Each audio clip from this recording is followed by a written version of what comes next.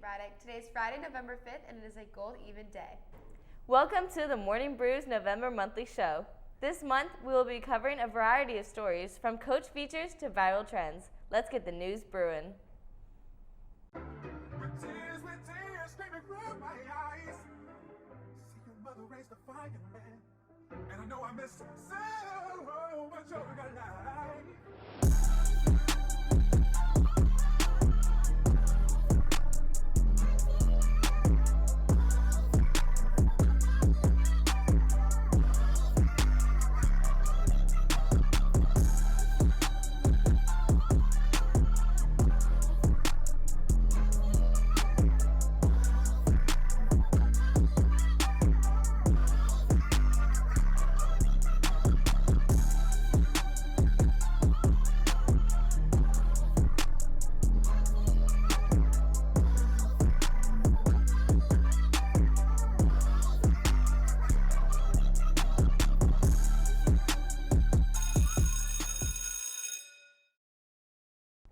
TikTok, a popular social media app with students, has recently been impacting school life at Lake Braddock through new trends.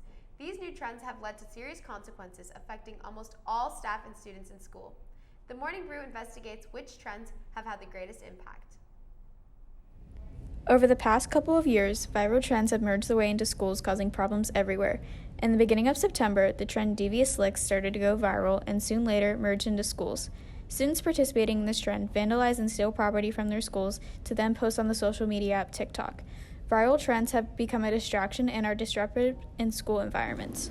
Devious Licks has been really bad because there's just a lot of bathrooms that have been closed.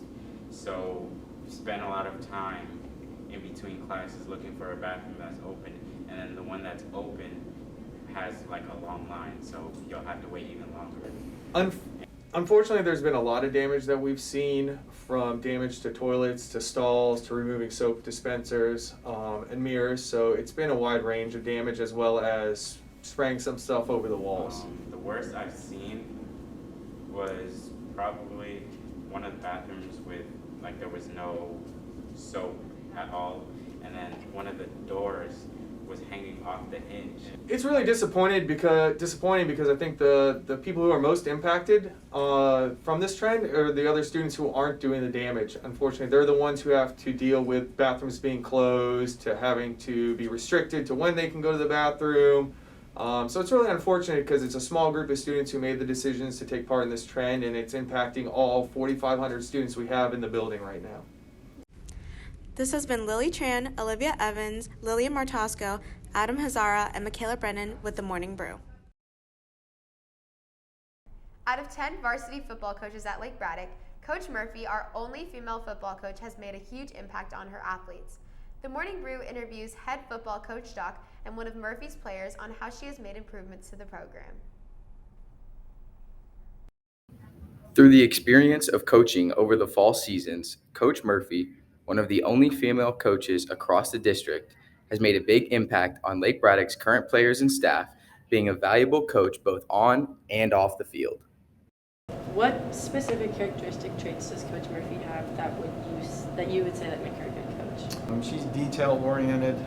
She challenges you on a daily basis, meaning she's going to tell you how it is. She doesn't sugarcoat anything, and she's very genuine. She really cares about what she does, and there's no gender with coaching with Coach Murphy. She's a coach. Doesn't matter what her female, male, or any of that status is.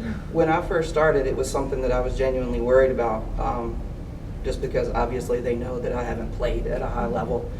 And Coach Doc honestly was very supportive of me, and whenever he accepted me onto staff, he told me, like, if anybody gives you a hard time or if anybody gives you any lip, just to let him know and he would take care of it, and nobody ever did.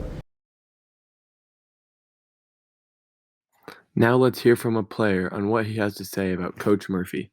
One thing she's told me that I know will stick with me is that stemming my routes are very important, and the top of the route being sharp and crisp. This has been Kay Daniels, Lauren Rubino, Ryan Austin, and Michael Bean with The Morning Brew.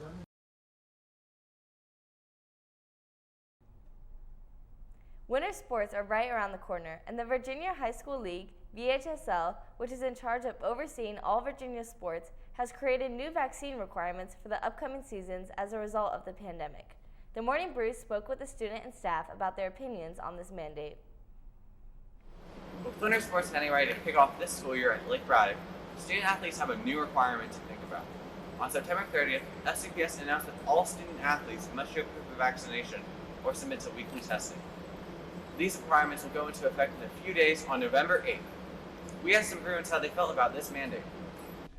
For the student athletes, I think it's positive just to help keep them healthier, just because when you do have the vaccine, it does decrease your chances of getting COVID, and if you do get it on the vaccine, then the symptoms are much, much less and less harmful. So in that regard, they can come back to play earlier or not have to miss anything at all. It makes it easier for the season to go on and not have to stop and go on again because of if people get COVID. Vaccination requirements are a major step for FCPS. While these requirements may seem extreme, our superintendent, Scott S. Braubrand, said, "The majority of pauses to instruction for our high school students come as a result of exposure during athletic activities." They're with the team pretty much every day, so we don't want to risk people getting sick. If everyone gets the vaccine, it's a lot easier to stop the spread of COVID. This has been Justin Evans, Grace Heberer, Luke Peter, and Ishmael Ali signing off for the Morning Brew. Free breakfast, a new national policy for the 2021-22 school year, has affected the hallways and students of Lake Braddock. During the 15-minute break between classes, students have been taking advantage of this new policy, eating their breakfast food throughout the school. Here's a quick bite of what this policy means and how it's impacted LB. Starting during the 2021-2022 school year, Fairfax County instituted a mandate for free breakfast and lunch for all students.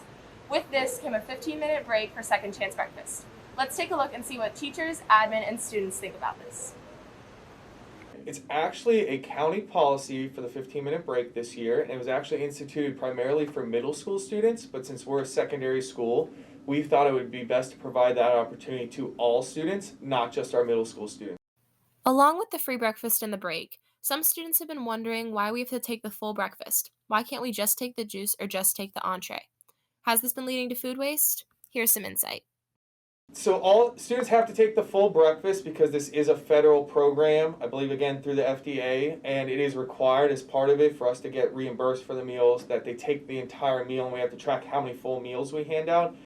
The number is somewhere between 1,000 to 1,500 breakfasts every morning during that second chance breakfast. I feel like there's a lot of food waste since they make us take everything, because sometimes people only want the juice and sometimes people only want like the snack thing. So I think that there's a lot of waste that adds up.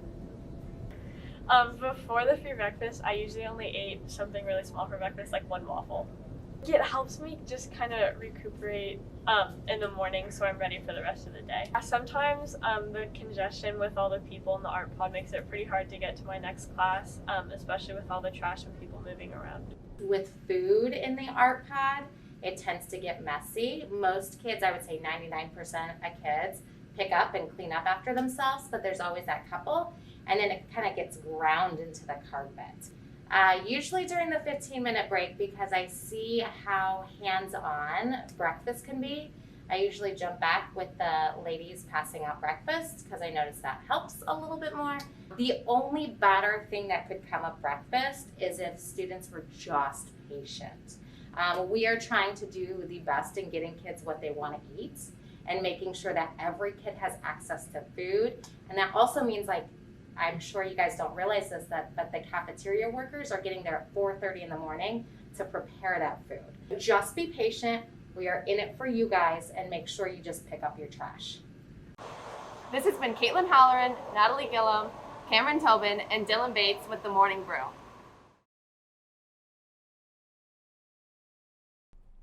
Now to sports reporter Kate Daniels with a fall sports wrap-up. What's good, Lake Braddock? I'm Kate Daniels with your LB Fall Sports Wrap-Up.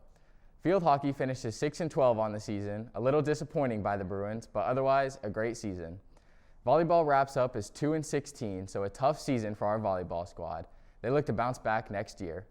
Golf finishes as the state runner-up. Speaking of states, our Lake Braddock cheer squad is headed to states this Saturday. Good luck, ladies. And finally, football stands at 7-2 at 4th in the region and are looking to jump up to a 2-seed spot.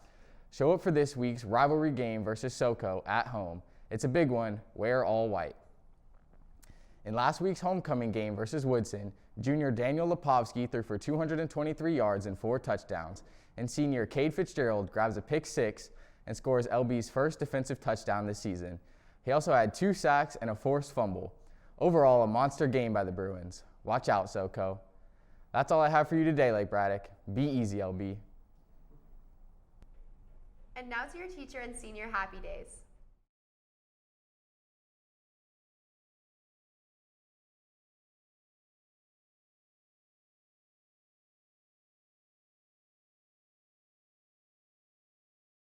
Thanks for tuning in to our monthly show. The news is over. And our cups are empty. See you next time on the Morning Brew.